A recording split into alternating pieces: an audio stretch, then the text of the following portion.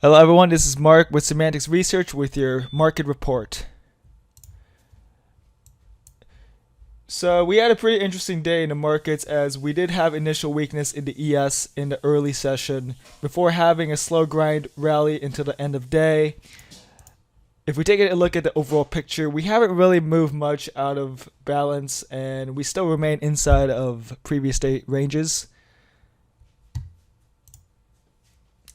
It seems like oil stocks are continuing to be a buy as many institutions continue to inflow into the sector as oil companies have crazy amounts of cash flow, and it's actually the best in the whole S&P, and it is likely that we'll see energy continue to be elevated for a while since there are not really any solutions to deal with this issue in the short term.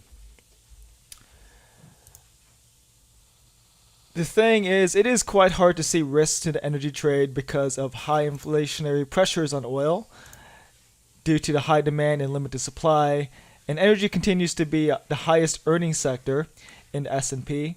So right now it weighs about 5% of the S&P, and it would not surprise me to see that even increase perhaps even twice as much in this environment.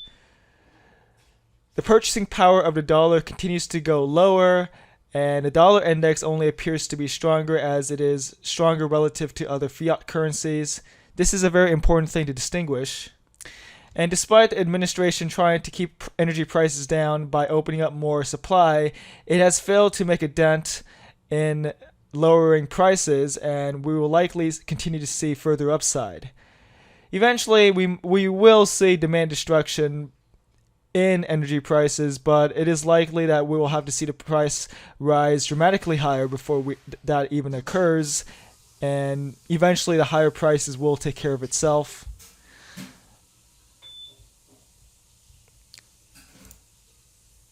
The average retail prices of gasoline and diesel continue to jump to fresh records and will likely continue higher. And as we mentioned in our May 22nd report, we had mentioned that we were seeing cooling sales in many retail firms as reported, and it was sooner or later it was likely that we will see an offloading of inventory at cheaper prices, which does reduce the cost of running the business.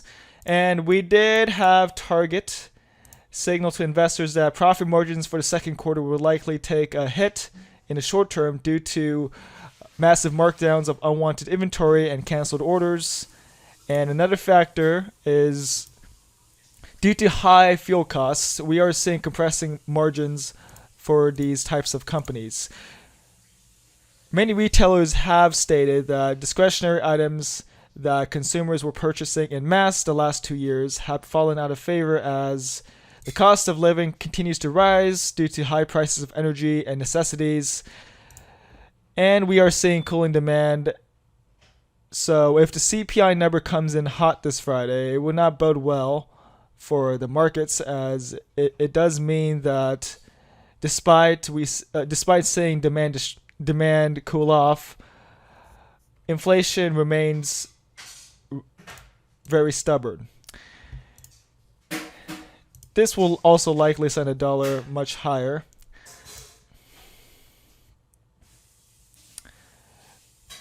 We are also seeing corporate margins compressed due to the fact that we have seen overloading of inventory during the post-COVID period, as well as supply chain disruptions from uneven reopenings, high stubborn inflation, and a possibility of recession, which also leads to hiring freezing and layoffs in an attempt to front-run this possibility. And also we do have concerns of cooling consumer demand.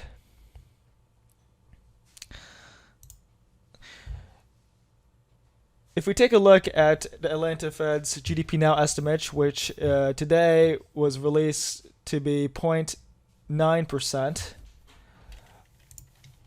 We are seeing GDP numbers projected to be much lower than previously stated, as it does not account for many factors. And if we were to see negative GDP for this quarter, it would likely be one of the worst possible scenarios. And in that case, we'll probably see sell algo programs push us much lower. This will edge us closer to stagflation risk, where inflation will remain stubbornly high while the economy is contracting.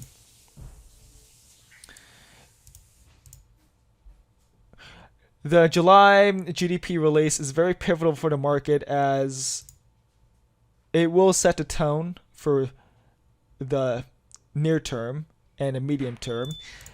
As a possible positive scenario we may see that could change the tone in the markets is if the numbers are better than expected and the consumers are in better shape in the second half of the year, then that would be a signal to purchase equities in certain sectors that have been beat up this year. As we do get closer to the end of the year and into next year, one positive side is that we move closer to Fed rate cuts as the calendar year ends.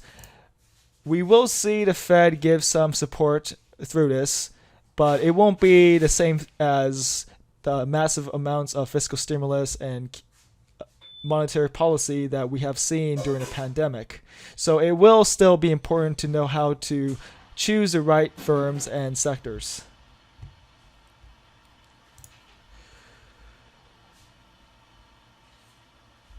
We do see the yield in corporate bonds have risen a bit this year, but it is still far off from the highs of a typical bear market.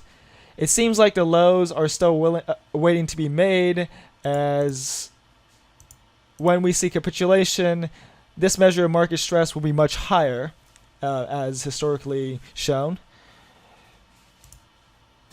So far, we've been seeing orderly selling by algorithms in the past few months, and we are nowhere close to seeing true fear levels in the market as evidenced in the VIX, as it remains rather compressed.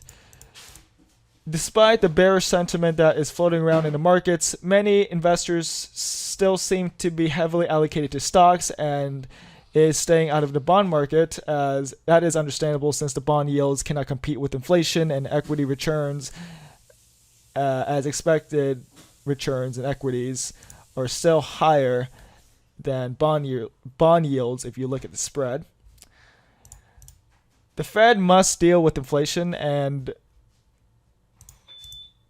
as the credit market still seems okay, it does give the Fed much room to aggressively combat inflation as long as the credit market stays relatively stable. And we do have many of these investors hoping for a Fed pivot or for the Fed to come to the rescue, but likely they're in for a nasty surprise, as the Fed will not rescue the market anytime soon.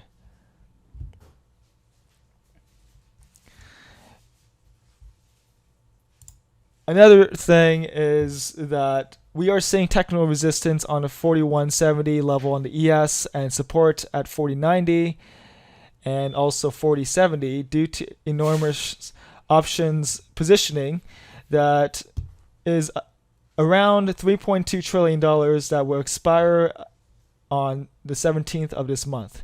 So around FOMC time. We have seen rallies in the past few weeks, which can be seen as short covering rallies due to the oversold conditions, and this will likely reverse as we approach the extremes of the upper range, and with the CPI and the FOMC around the corner, it is only likely that we will see a reversal. And with that being said, that is it for today's report. I want to thank you all for watching, and be sure to check out the link in the description for more updates. Thanks again.